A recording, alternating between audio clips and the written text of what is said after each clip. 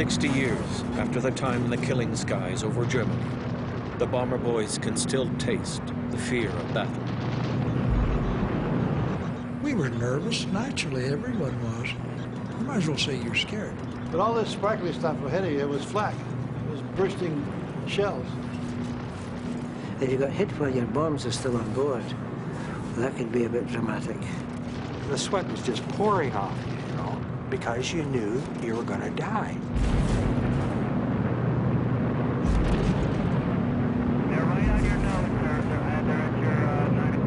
The night bombing of the Third Reich by Allied air crews was a crucial factor in winning the Second World War. Fighters may have been Britain's salvation, but bombers were the means to victory. Phil Gray was a Lancaster pilot who flew 30 operations before he turned 22. You see, I'd heard the stories of World War I, the horror stories. That's why I decided to join Bomber Command. I didn't fancy shooting someone down at 20 feet away. Our wireless operator reckoned that was a very civilized way to go to war. We asked him to explain that, and he said, well, from 20,000 feet, can you hear the screams down below? I said, no. And he says, if we get hit, can they hear us screaming? Reg Patterson was 23 when his Lancaster exploded beneath him. She came down in a wild spin there. And fortunately for me, the roof was cracked and by the flak and everything. It was all shattered kind of thing. So I had a seat pack on, and I just pulled my safety harness and I ran my head up through the roof and batted away there and wiggled my way out, and away I went. And Joe English was 2 years out of high school when he first went into battle. You know, you did see other guys go down, and you'd see somebody go down here and over there and up here, and it was scary. 125,000 aircrew fought Bomber Command's war. Almost half, 56,000, were killed. Their average age was 22.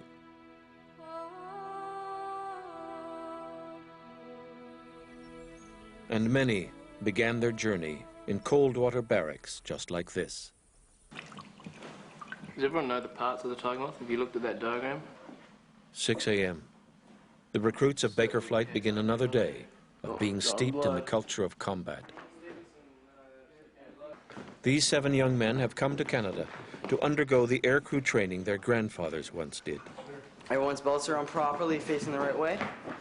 A training that has been harder than they'd ever imagined. My tie okay? Make sure yours is a little centered. Guys, check ties. If they stick it out, the boys will honor their families and prove to their granddads that they too may have what it takes. Yeah, you're central. See you guys. Oh. Gentlemen, Sergeant Williams assures me that you will pass my inspection this morning. You made a liar out of him once, don't make a liar out of him twice. He will be exceedingly angry with you if you fail this inspection today. Mr. Hillman, you've mastered the razor, have you? Yes, sir. Tighter than a sparrow's behind, sir. Very good.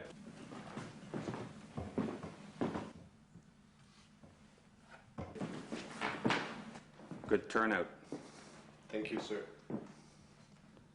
Low, did you just come out of the shower and forgot to dry yourself? No, sir. I just sweat a lot, sir. Are you nervous? Yes, sir. Why are you nervous? I just always get nervous, sir. And a competent aircraftsman who's done his job well would not be nervous like that. Yes, sir. You got to tuck that bloody hair back. Fix it now. Straighten out your tie. Tighten it up. Everything was going exceedingly well up until now. You've kind of let the flight down a bit. Your turnout is not quite as up to snuff.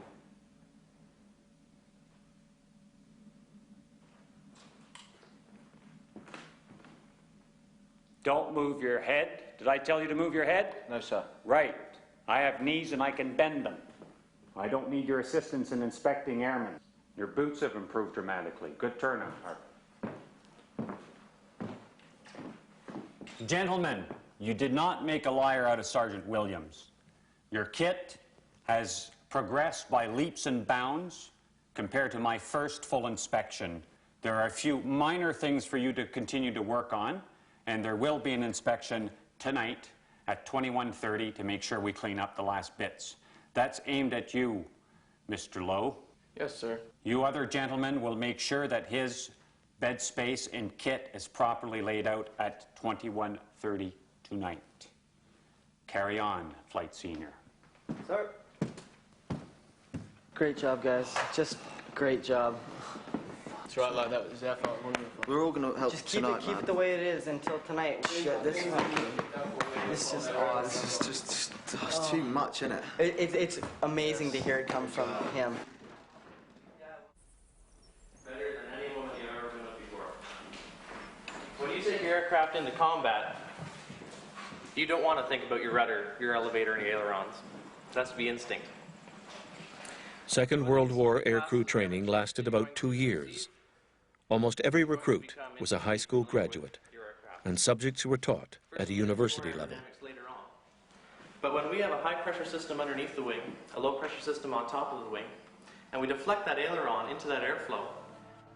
Early in the war, the Allies needed pilots. Germany had long prepared for the air war, and their crews were veterans. But few Allied instructors had ever seen combat. They knew the theory, but not the practice of war. Canada was turning out pilots like sausages. They had more pilots than they knew what to do with. If you wanted to be brutal about it, the RAF couldn't kill them off fast enough. Philip Gray came to Canada from a village in Scotland to learn how to fly.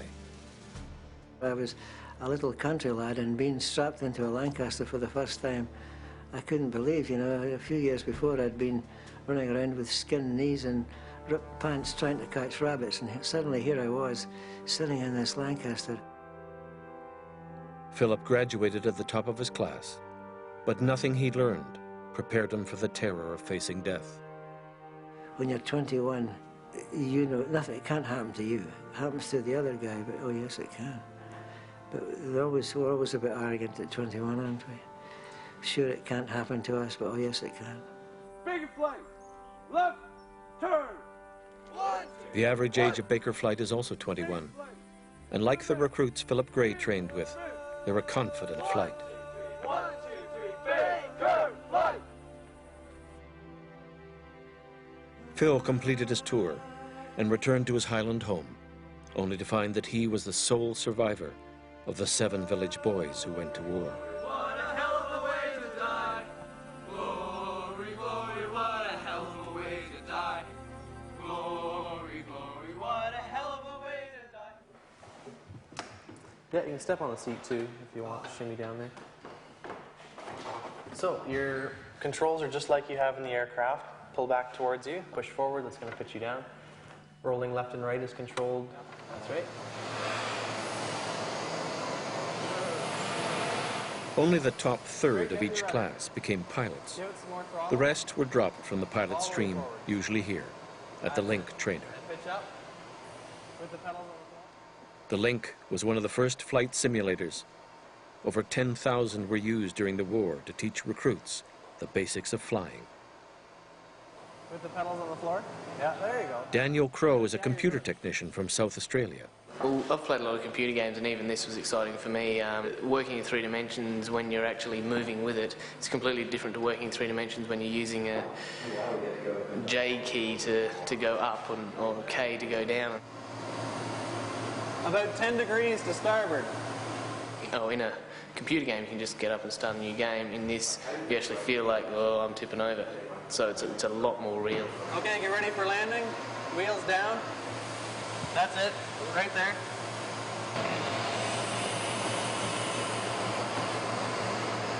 You get a great feeling of satisfaction when you are flying straight and level, because you just feel steady and you're going straight. And then when I did that 180-degree turn, I surprised myself and did a few more after that, and it was just great.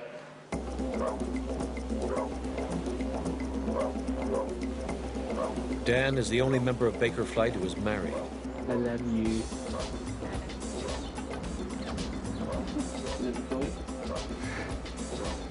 This is what I tend to spend, or what I tend to spend most of my time on the computer doing. Playing Rocket Arena 3 on the At 26, he'd have been almost too old for training in 1942. Why?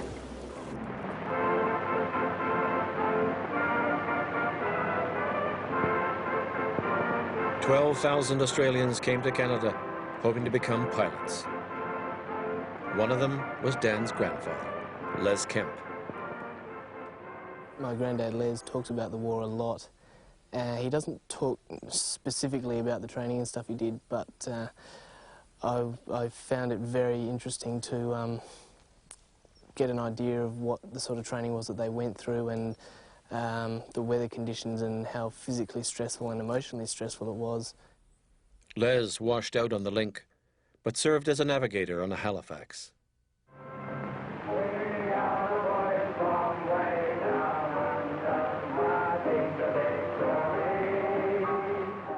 The Australians left a colourful mark on the small Canadian towns where they trained.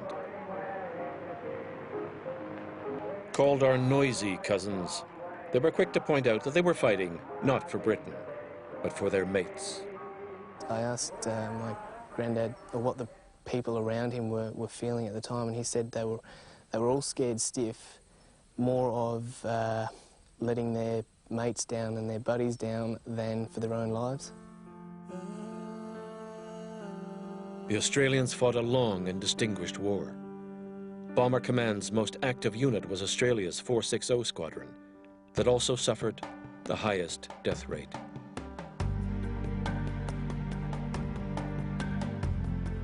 .460 took so many casualties, their entire contingent of flight crews had to be replaced 5 times.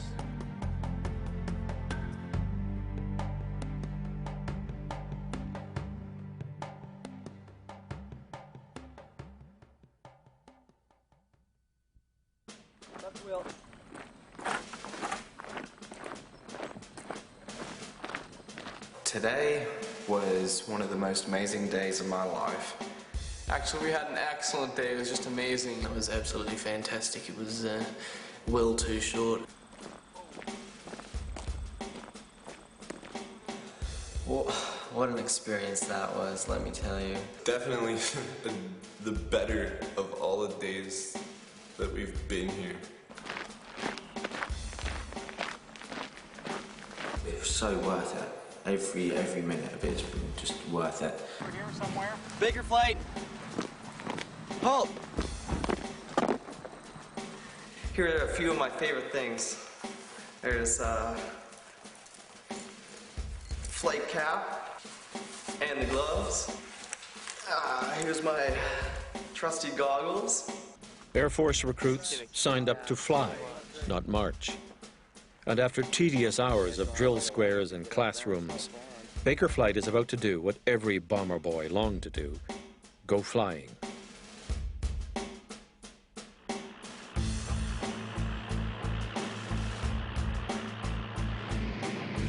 The Tiger Moth was the first aircraft most recruits got their hands on. Rugged and forgiving, they were a common sight over Canada in the 1940s.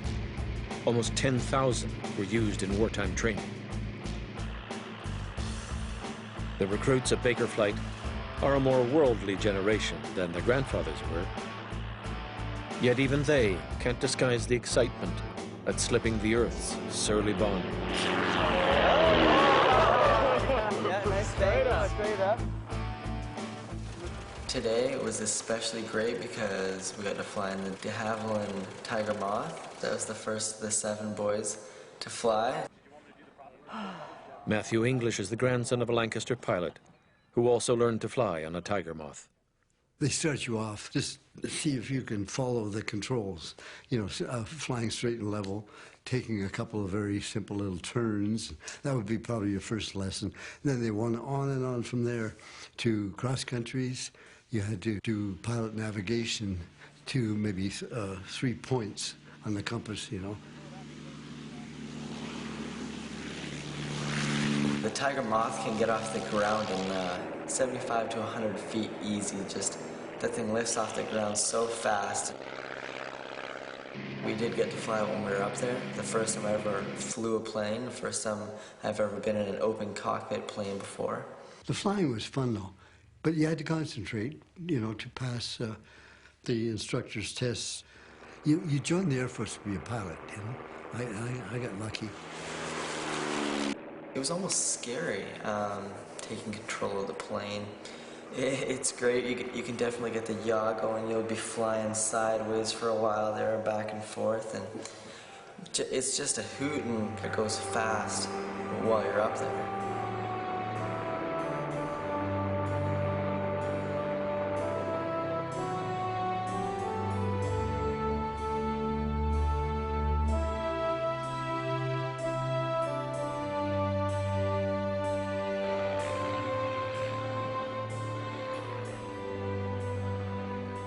Just great. You can see everything, just absolutely everything. Oh, great experience. Glorious, breathtaking, like a hawk in the morning sky. These were some of the remarks in letters written home by wartime trainees after their first flight.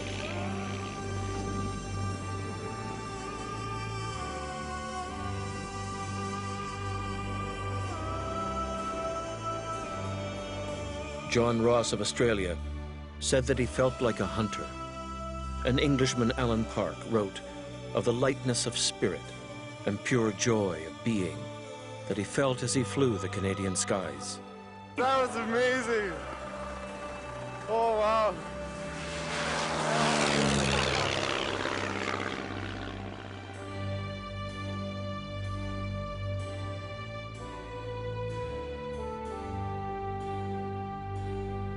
I think I'm going to get my pilot license.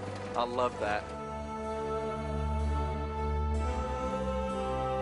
Tiger Moth training was the first step on the way to the air war that awaited them. But the recruits weren't thinking of tomorrow. They were having too much fun today.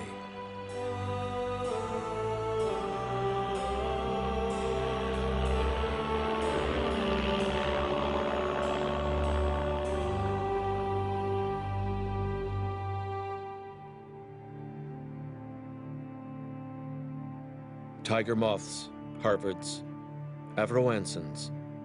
Recruits moved from aircraft to aircraft as their confidence grew. But hanging over the esprit de corps was the constant shadow that something might go wrong. The loss rate under training was high, as it always is, because at some point when students have to go solo, they may not get things right. Station diaries and scrapbooks are full of photographs of funerals, and the funerals around stations were publicly attended, and there are flying training casualty graves all over the country.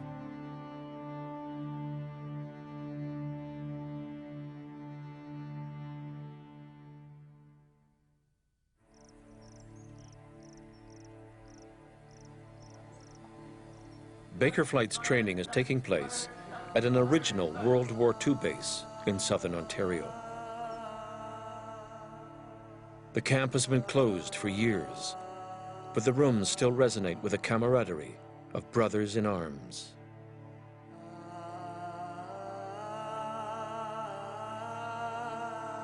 Outside the gates, a flight of graves, 7. Aircrew recruits killed in training, perhaps on a summer's day just like this. You see the faces of your friends come before you, you know, and you say to yourself, how fortunate I am. I've had 60 years of living. How fortunate I am that I was able to become a priest and serve the people of God. David Petrie was 19 when he volunteered for the Air Force. An exceptional student, David went to university at 15 and graduated with a gold medal in science 4 years later. David died in a flying accident, along with 8 others, when their training aircraft collided. Harry Schmuck was also 19 when he went to war. One day on a training flight, all 4 engines on his Halifax simply stopped. I don't think I thought of anything except I got to get out of this turret and I got to get my chute on.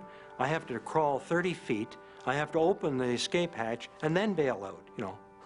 And we're in a power dive where I can't even lift my arm, you know.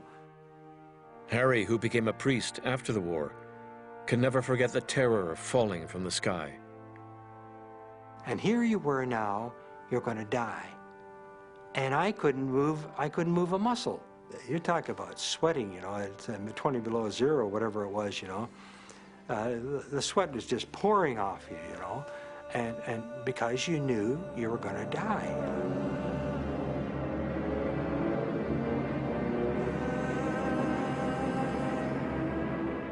I don't think there's many guys that I know that wanted to die at 19 or 20 years old, you know. You're full of life, and you want to live life to the ultimate, you know. Almost 1,000 recruits from a dozen countries lie in Canadian graveyards. Most were killed in flying accidents. At David Petrie's funeral, the eulogy read, "Brilliant through life, honored at death, treasured in memory, one of the best."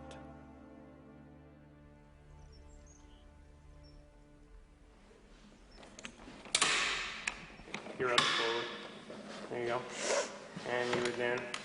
There you go, fire the action. Okay, open the cover. Robin Hillman is the quiet one of Baker Flight.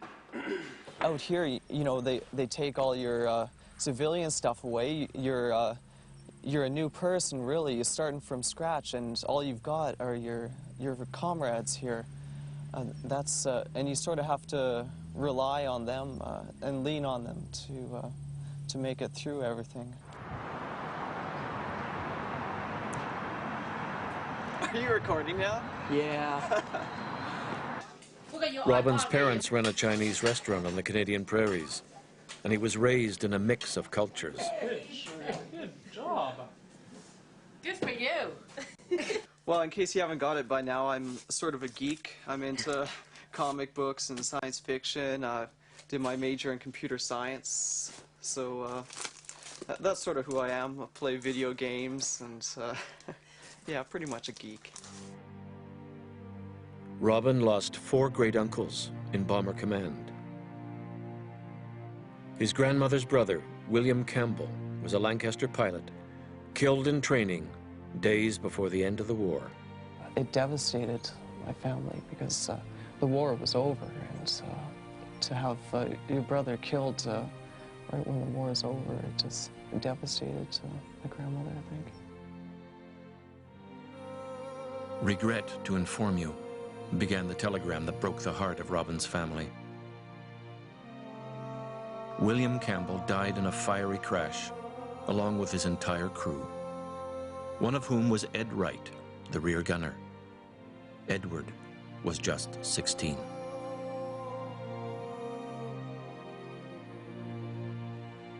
All right, and these are the what? That's the front sight. Correct. And rear sight. Like, war is real. It's not just like in the movies, going off and shooting people and you come back home alive. You could die out there. I think a lot of the people back then had a lot more pride for their country and really thought that they were fighting for freedom. Nowadays, people aren't so sure if that's what they're fighting for.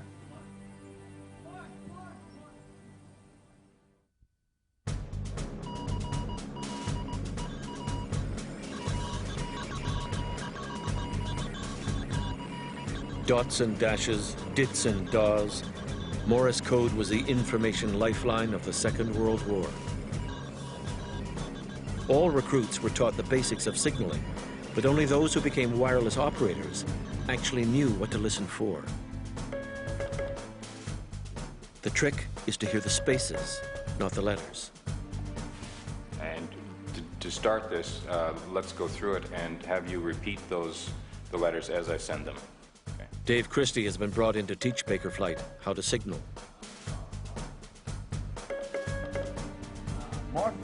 Part technician, part code breaker, wireless operators were also trained as gunners. It took longer to train a wireless operator than it did a pilot. For a wireless air gunner, he had to do bombing and gunnery. He had to do a little bit of navigation. The wireless course itself was 24 weeks. So he did other things as well. And that's necessary because certainly in the early aircraft, they had pretty small crews. And that meant that every live warm body they took with them had to be able to do more than one job. And that's why you have someone who's a wireless air gunner. I got a couple. What was the second one? Eat.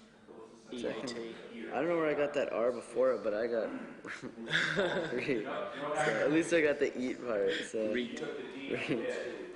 Got them all and got the spacing this time. I think if you sat down and just went through all the alphabet, just like sort of recognising the timing and the spacing of it, I reckon that'd be quite interesting to do. Yeah, yeah. I mean, once you get good at it, I mean, Well, it's like I suppose it's like a musical instrument. Like once you can play like a guitar fluently, it's like it's so nice, and it is second nature. You know, you got to get it into your subconscious. He doesn't even think about it even more. Oh no, I bet. Yeah, Read the letters. it just flows like music. Yeah. Thumb and second finger on either side of the key. Index finger on the center. That's about all it needs. It's an instrument. You're playing it. That's the sense that you need to have about when you're manipulating a key. These recruits are more familiar with keyboards than keypads. But getting their hands on their grandfather's technology shows how far we've come in the space of a lifetime. That's right. What we're doing is getting you to drag out that dash a little bit longer. One of the things they used to carry on the bombers was a carrier pigeon. And if you went down in the channel, what you would do is you would put the note on the carrier pigeon's in a little message container, and you would release him, and you'd sit in your dinghy and wait for Air Sea Rescue to come and get you. At the start of the war, targets were found by dead reckoning or by luck. 4 years later, when Joe English flew his Lanc into battle, the era of the high-tech war had begun.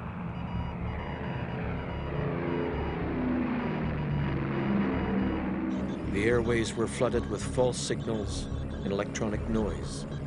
It was up to Joe's wireless operator, Mike Chalk, to filter them out. All the wireless operators were RAF guys, and so they had to fly with Canadians, and we got a hold of Mike. I don't think he ever made a mistake on receiving Morse code, and he was just always a good guy to be with. Mike was a colorful character who claimed he hit the jackpot when he married a woman who owned a pub. And he says, why not? He says, I spent the first half of my life on one side of the bar. I'm going to spend the last half of my life on the other side of the bar. And that was Mike. Mike is now 80 and suffers from Alzheimer's. The crew heard a rumor that he was ailing, but no one has seen Mike since the war. He was excellent, yeah. Never questioned Mike about his job. We just expected, and we knew that he was an excellent wireless operator.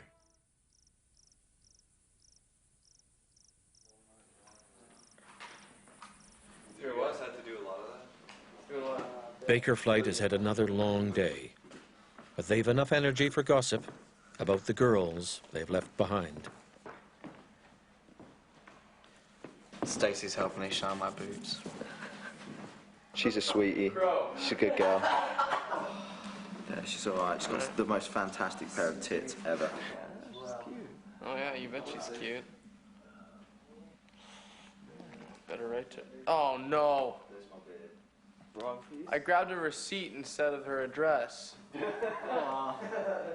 She's going to be mad at me at the moment, so mad because I haven't been in contact or anything. I'm going to try and write her a letter over the next couple of days, explain my situation, because she's probably thinking that I'm in Canada with some other lady, I would imagine, but it's so far from the truth. Good luck getting back to her. Better get back to her. Matthew English is 1 year out of high school. He's homesick and his heart is aching. The reason? A girl called Virgilia. Virgilia, I love you. I love you so much. And I can't wait to see you. I just think about you every night.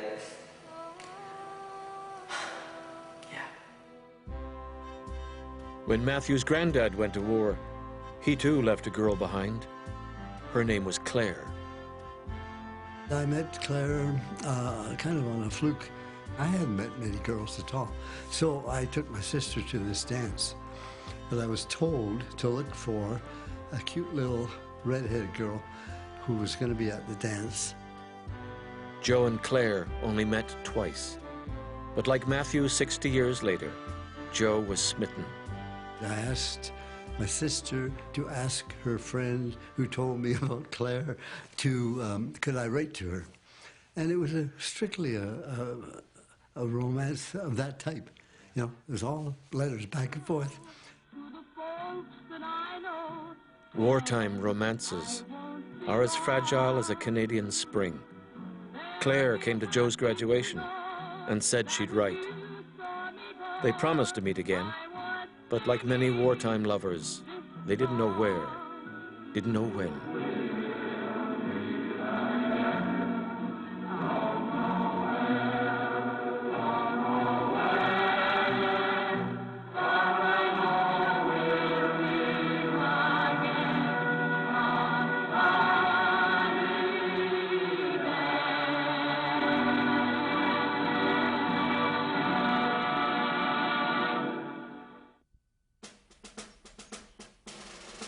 Imagine going up, climbing on top of your barracks tonight and jumping off and landing on the ground.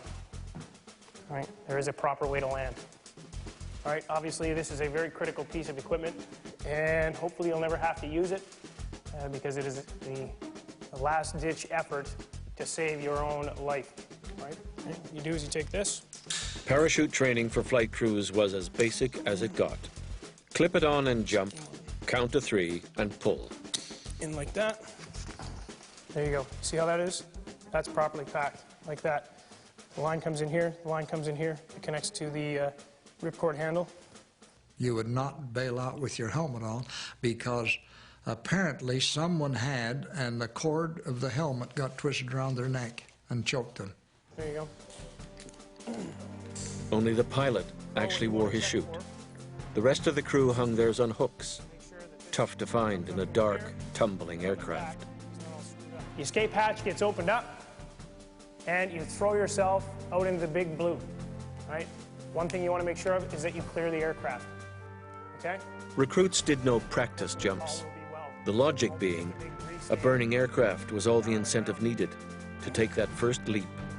You put your hand on the parachute handle like that, your right hand and your left hand on top of it, so as you wouldn't accidentally pull it, and fall out and count 1,001, 1,002, 1,003, and then pull your whipcord. And prepare to roll. Roll. It is unpleasant. Crews were given even less instruction on how to escape if they landed behind enemy lines. Get up. The first thing you were to do, you hid your parachute, and then you started to walk west. And you could always tell what west was, if it wasn't cloudy, by the North Star. And that was the only instructions we had. As the air war turned in favor of the Allies, Hitler began calling bomber crews terror flyers. Airmen who parachuted to safety were sometimes murdered by vengeful civilians. I always carried a 38 with me. I didn't intend to fight the German army, but I thought that if I were shot down and I met farmers in France who were collaborationists or people who wanted to turn me in but did not have any weapons, a revolver was better than a pitchfork, because we also knew that they lynched airmen. If the Luftwaffe captured you, they sort of had a quid pro quo going on, you know, tit for tat. They treated our airmen well and we treated their airmen well. If you fell into the hands of the SS or the Gestapo, you were not treated as well and you might be killed right then and there or lynched. I was more worried about that than I was about dying in the air. Reg Patterson parachuted from a burning Lancaster and landed safely, or so he thought. I landed in a farmyard, kind of a little pasture right up, just off the end of the barn. And I look up and I see this lady coming out of the barn with a pitchfork. I'm feeling around in all this rubble for my gun, and I finally pulled it out and sort of shook it at her, and she stopped, fortunately, because I don't know what I would have done if she hadn't. I don't think I would have shot her, but so I got up and ran the other way, and I met my engineer out in the middle of the field, and guys in uniform coming. So I said, I think the uniform guys will be friendlier than the ones with the sticks, so let's go over there. So we did. No one knows how many died this way, but aircrew veterans still speak of men they knew who were beaten, shot, or run through by pitchforks.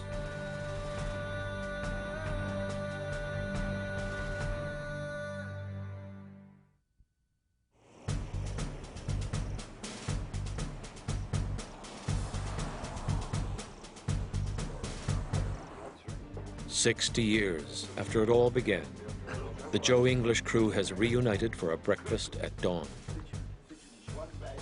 Burke Thomas, the mid-upper gunner, is here, along with Harvey Gottfried, the navigator. Len Beautry, who flew the Lucky H when Joe returned home, has shown up. And also Jack Mundy, the flight engineer, has come from England. Jack is the grandfather of Martin Harper, and like the others, he's keen to see how the boys have done.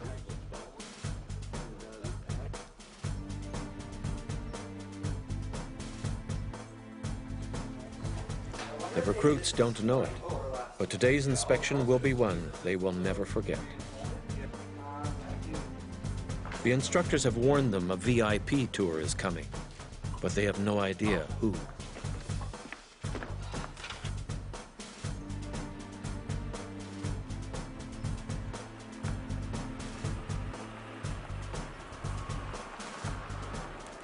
Gentlemen. Right. Pleased to meet you. Very glad to meet you. To meet you Nice again. to meet you, sir. I should be calling you sir. Oh.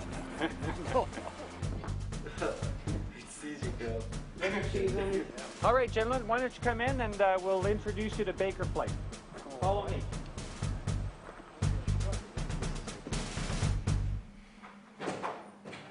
Baker Flight. Attention!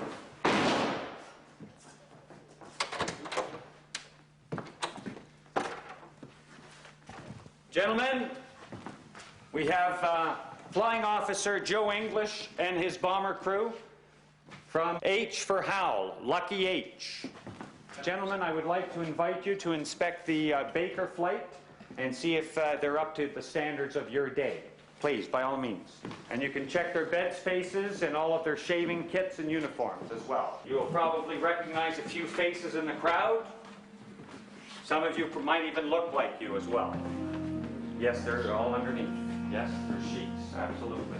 Once you're satisfied with your inspection, Flying Officer, if you could have the crew just hang back here. Exceptionally good. For just a moment. There's a wag.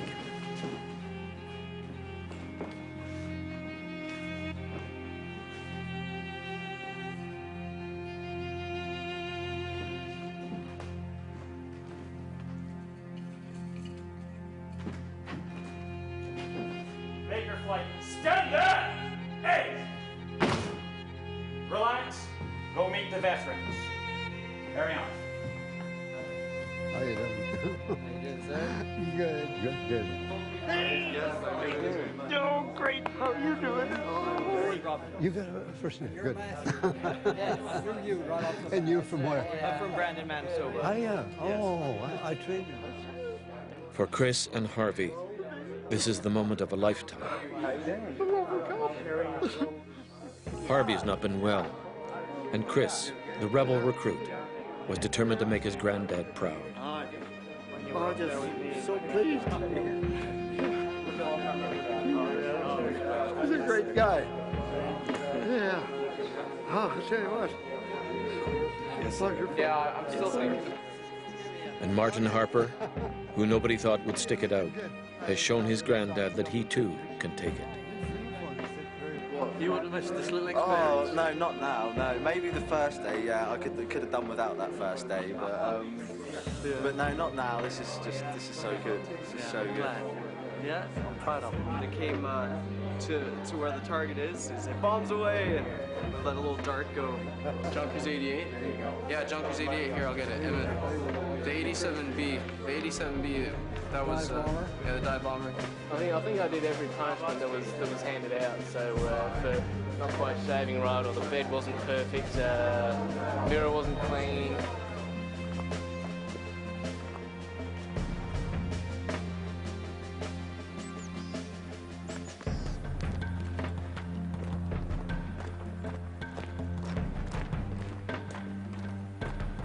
Take a flight! Oh! Ace! Front! Sergeant Stevenson! Sir! Beginning in 1940, graduations like these were held about once a month as recruits finished the first phase of training. Congratulations, Stevenson. Wear these with pride. Thank you, sir. Carry on.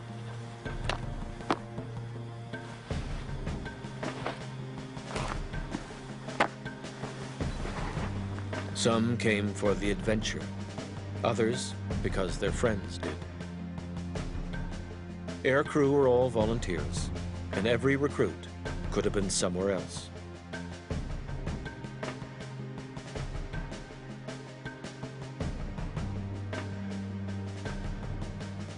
Baker Flight has worked hard to get this far. Their graduation a symbol of respect for the men who came before. Happy and glorious, long to reign over us, God save the King.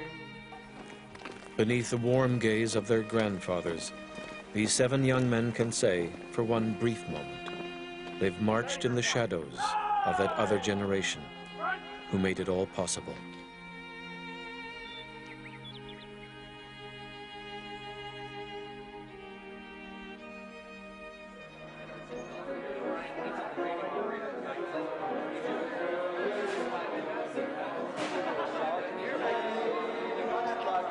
As any soldier will tell you, you can't have a graduation or a funeral without a party. The recruits and their granddads have been joined to the sergeant's mess by veterans from the local town. The Yanks are flying fortresses at 20,000 feet. Oh, the Yanks are flying fortresses at 20,000 feet. The Yanks are flying fortresses at 20,000 feet with bags of ammunition and a teensy-weensy bomb. Glory, glory, what a hell of a way to die. Glory, glory, what a hell of a way to die.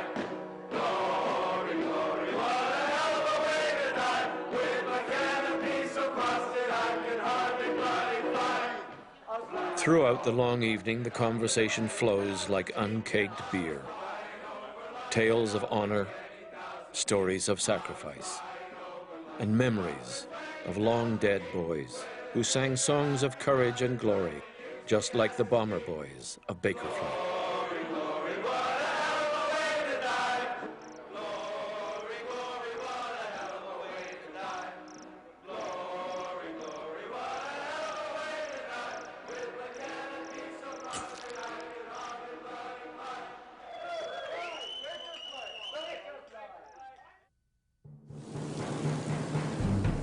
Next time on Bomber Boys, takeoff. 2 generations, 1 journey. Oh, he's just living it up. The grandfathers bring the boys to the graveyards of Belgium, where Joe and Matthew discover the grave of a long-lost family member. In Holland, the granddads are treated like celebrities. And the long overdue reunion brings memories and tears just weeks before a member of Joe's crew passes away. That's next time on Bomber Boys.